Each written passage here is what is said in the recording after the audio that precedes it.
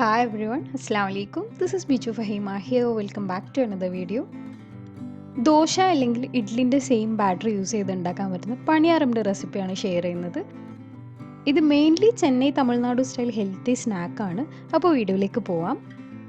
ദോശ ഉണ്ടാക്കിയപ്പോൾ ബാക്കി വന്ന ബാറ്റർ കൊണ്ടാണ് ഇന്ന് ഞാൻ പണിയാരം ഉണ്ടാക്കുന്നത്. ദോശൻ്റെ ബാറ്ററിൻ്റെ ഡീറ്റെയിൽ റെസിപ്പി ഞാൻ ഓൾറെഡി ഷെയർ ചെയ്തതാണ്. ലിങ്ക് ഡിസ്ക്രിപ്ഷനിൽ കൊടുത്തിട്ടുണ്ട്.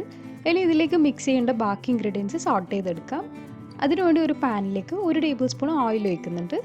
ഓയിൽ നന്നായിട്ട് ചൂടായി വരുമ്പോൾ 1 ടീസ്പൂൺ കടുകും 1/4 ടീസ്പൂൺ ഉഴുന്നുപരിപ്പും ചേർക്കുന്നുണ്ട്. ഇത് പൊട്ടി വരുമ്പോൾ 2 പച്ചമുളകും കുറച്ച് കറിവേപ്പില പൊടിയായി കട്ട് ചെയ്തതും കൂടി ആഡ് ചെയ്യാം.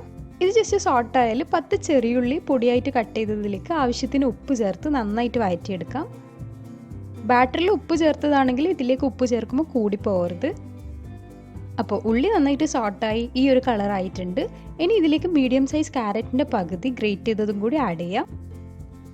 ക്യാരറ്റ് അധികമായിട്ട് സോട്ട് ചെയ്യേണ്ട ആവശ്യമില്ല, ജസ്റ്റ് ഇതുപോലെ കുറച്ചൊന്ന് വാടിയാൽ മതി. ഇനി ഫ്ലെയിം ഓഫ് ചെയ്ത് കംപ്ലീറ്റ് കൂളാവാൻ വെക്കാം. കൂളായതിനു ശേഷം മാത്രമാണ് ബാറ്ററിലേക്ക് ആഡ് ചെയ്ത് മിക്സ് ചെയ്യേണ്ടത്. അപ്പോൾ ബാറ്ററിലേക്ക് കംപ്ലീറ്റ് മിക്സ് ചെയ്തിട്ടുണ്ട്. എല്ലാ ഭാഗത്തും എത്തുന്ന രീതിയിൽ വേണം മിക്സ് ചെയ്തെടുക്കാൻ. ഇനി ഇതുപോലെ കുഴിയുള്ള പാൻ വെച്ച് ചൂടായി വരുമ്പോൾ എല്ലാ കുഴിയിലും 1 ടീസ്പൂൺ എള്ളെണ്ണ ഒഴിച്ച് കൊടുക്കുന്നുണ്ട്. എള്ളെണ്ണ ഇല്ലെങ്കിൽ ഏത് ഓയിലായാലും നിങ്ങൾക്ക് എടുക്കാം. ഒട്ടിപ്പിടിക്കാതിരിക്കാൻ വേണ്ടിയിട്ടാണ് ഓയിൽ ഇതുപോലെ ബ്രഷ് ചെയ്യുന്നത്. അധികം ഓയിലി അല്ലാത്തതുകൊണ്ട് പണിയാരം നല്ലൊരു ഹെൽത്തി ഓപ്ഷനാണ്. എന്നിട്ട് ഓരോ കുഴിയിലും ബാറ്റർ ഒഴിച്ച് വേണമെങ്കിൽ മേലെയും കുറച്ച് ഓയിൽ ഡ്രോപ്പ് ചെയ്ത് അടച്ചു വെച്ച് കുക്ക് ചെയ്തെടുക്കാം. ഇനി സൈഡ് ഇതുപോലെ ഗോൾഡൻ കളർ ആകുമ്പോൾ ഒരു വുഡൻ സ്റ്റിക്ക് യൂസ് ചെയ്ത് ഫ്ലിപ്പ് ചെയ്ത് കൊടുക്കുന്നുണ്ട്.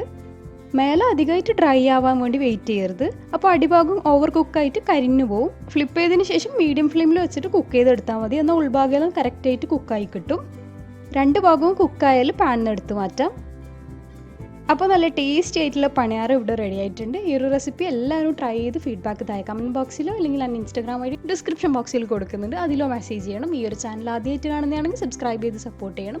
റെസിപ്പീസ് എല്ലാം ഇഷ്ടമാണെന്നുണ്ടെങ്കിൽ ഫ്രണ്ട്സ് ആൻഡ് ഫാമിലിയിൽ ഷെയർ ചെയ്യണം. അടുത്തൊരു വീഡിയോ ആയി വരുന്നതുവരെ കീപ് വാച്ചിങ്. Bye bye.